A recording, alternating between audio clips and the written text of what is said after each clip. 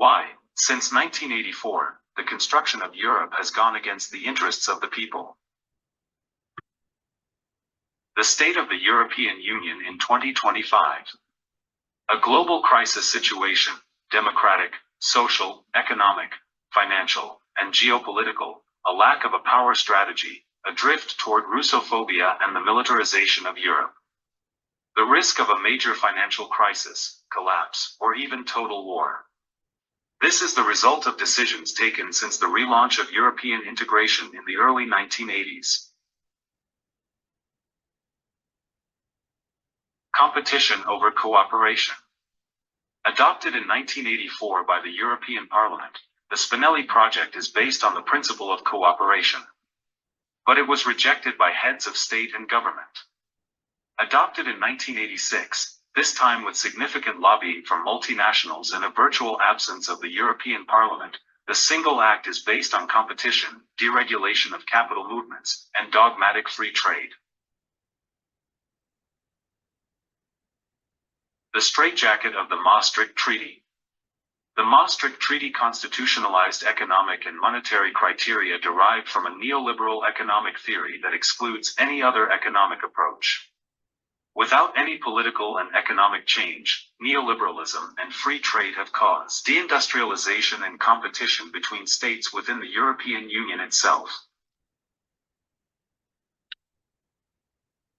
Coercive monetary rules. While the gains from monetary creation should go to the community, the European Union has privatized the banking sector. This has placed states under the control of the financial markets, in a situation of servitude. States can no longer conduct their own monetary policy. There is no political control over the European Central Bank, and its sole purpose is to control inflation.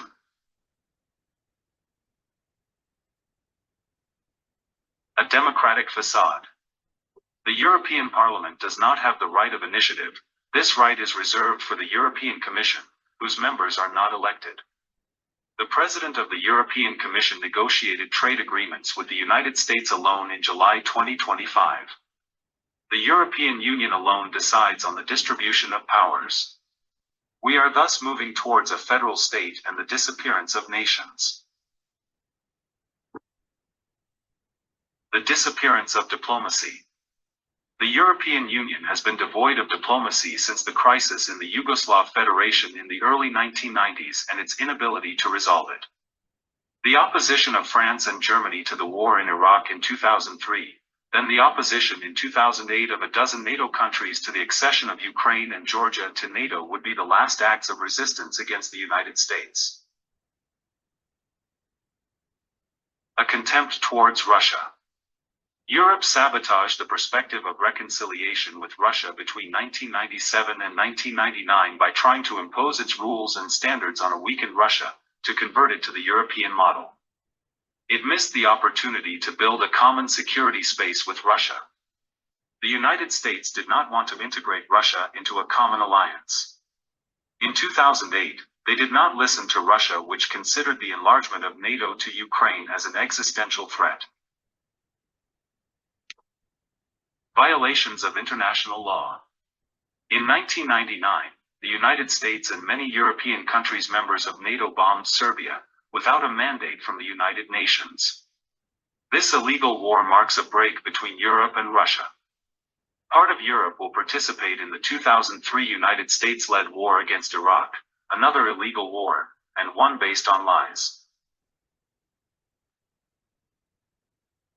The disappearance of democracy in 2009. The Lisbon Treaty was imposed even though it was an exact copy of the treaty establishing a constitution for Europe, rejected by referendum in 2005 by 2 countries. Furthermore, it prohibits the European Union and any member state from coming to the aid of a Eurozone country in difficulty. This is a breakdown in solidarity between member states. The European Central Bank saved the banks from bankruptcy in 2008, but it will not save Greece during the debt crisis. The contempt towards civil society. A referendum is exceptionally held and the vote is corrected when a people vote wrongly. The treaties are illegible and elaborated in opacity, the enlargements are decided and imposed. There is no debate on the purpose of Europe and the modalities of its construction. In 2015, the President of the European Commission J.C. Juncker declared, "There can be no democratic choice against the European treaties." Lack of financial reforms. Europeans paid the bill for the 2008 financial crisis. Following this crisis, there was no financial reform. However, we could have separated investment banks and deposit banks, a project buried in 2017 by the European Commission. We could have regulated the movement of capital, taxed speculative movements, encouraged tax convergence, eliminated tax havens in Europe. None of this was done. A Europe under the control of the United States. The United States wants to weaken Europe, expand it in parallel with the enlargement of NATO, 1999 then 2004, and prevent a rapprochement between Europe and Russia. Hence the relations between the United States and Ukraine since the fall of the USSR, strategic partnerships with NATO, the involvement of the CIA during the 2014 revolution. The New York Times also revealed that the CIA funded 12 bases near the Russian border shortly after 2014. The pressures on Ukraine. Ukraine could have evolved into a neutral federal state, trading in a tripartite dialogue with Russia and Europe. The European Commission opposed this in February 2013. We have persisted in considering Ukraine as a candidate for integration even though this country does not respect democratic criteria and is affected by great corruption. Finally, Germany and France did not enforce the Minsk agreements to give Ukraine time to rearm. A Europe closely linked to NATO.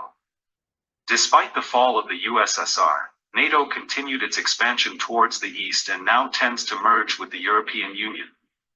Moreover, since the war against Serbia in 1999, NATO has moved from a defensive alliance to an offensive one. NATO's partnership with Ukraine has proven to be a disaster for Ukraine and for Europe. The new goal of Europe, Russophobia. Since 2022, a large part of Europe does not want peace and pushes Ukraine to continue the war against Russia at all costs. Apart from Hungary and Slovakia, the European Union comes into conflict with Russia. Following the same warmongering stance as the United Kingdom, Germany is on the path to militarization. With this Russophobia, the European Union has lost its objectives to pacify the continent and ensure its prosperity. Europe versus a multipolar world. Instead of participating in the development of a multipolar world, establishing a balanced partnership with Russia, the United States and other countries within the framework of a multipolar world, the European Union is subject to interference from the United States, which remains committed to the vision of a unipolar world. In doing so, it sabotaged its economic and energy interests by cutting itself off from Russia, by buying gas at an exorbitant price from the United States and weapons. The absence of any questioning. Since 1984, the European Union has been following the same path, without the slightest debate, without the slightest political change. Despite a global crisis and a real failure on all levels, there is not the slightest questioning, whether on the institutional, economic, monetary, geopolitical, or commercial level. The European Commission once again gave in to the United States during the July 2025 agreement. What development? Should we acknowledge the disappearance of democracy? Or will people free themselves from servitude? Is the European Union condemned to remain a vassal of the United States? Or will European countries, and a new European structure, develop their own strategy and sovereignty by contributing to the development of a multipolar world, with a vision of cooperation?